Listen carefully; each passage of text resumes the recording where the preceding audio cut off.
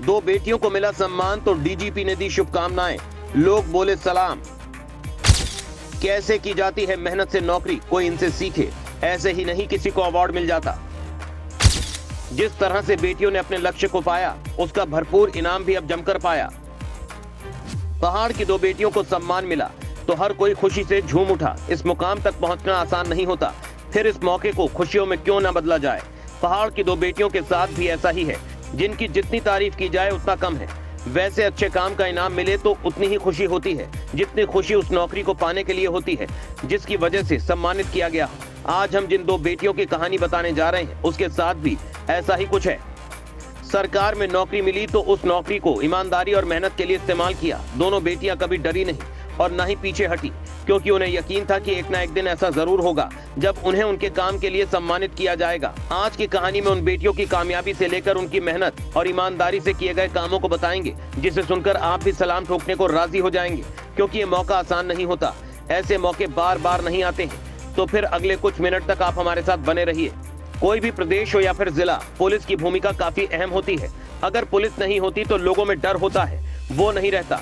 Crime का graph इतना होता कि कोई भी किसी की जान ले सकता था, लेकिन पुलिसिंग सिस्टम ही एकमात्र ऐसा सिस्टम है जो क्राइम को रोकता है। लेकिन उसी पुलिसिंग सिस्टम में कुछ अधिकारी ऐसे भी होते हैं जो क्राइम को रोकने के लिए बहुत मेहनत करते हैं, जो अपनी नौकरी को इतनी ईमानदारी से करते हैं कि जिस इलाके में उनकी तैनाती होगी वहाँ से अपराध का नामो निशान मिट जाता है। जिन दो बेटियों की कहानी हम बता रहे हैं, उनकी कहानी इन्हीं मुद्दों के इर्द गिर्द है। जिनकी मेहनत की कहानी खुद उन्हीं की जुबानी अब उनको मिलने वाला सम्मान कह रहा है।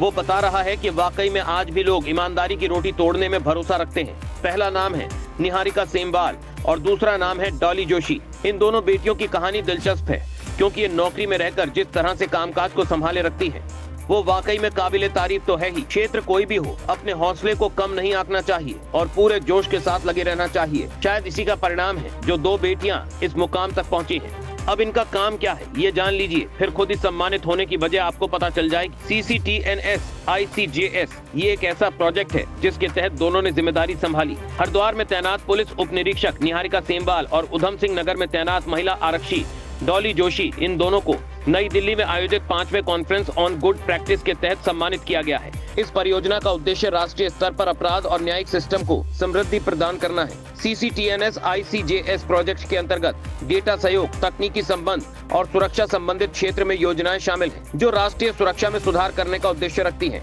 साथ ही इस परियोजना के माध्यम से विभिन्न राज्यों के पुलिस ब्यूरोज को अपने अपराध संबंधी डेटा को साझा करने का भी सहयोग मिलता है। पुलिस महानिदेशक अभिनव कुमार ने भी हरिद्वार में तैनात पुलिस उप निरीक्षक निहारिका सेमवाल और उधम सिंह नगर में तैनात महिला आरक्षी डॉली जोशी को बधाई दी है।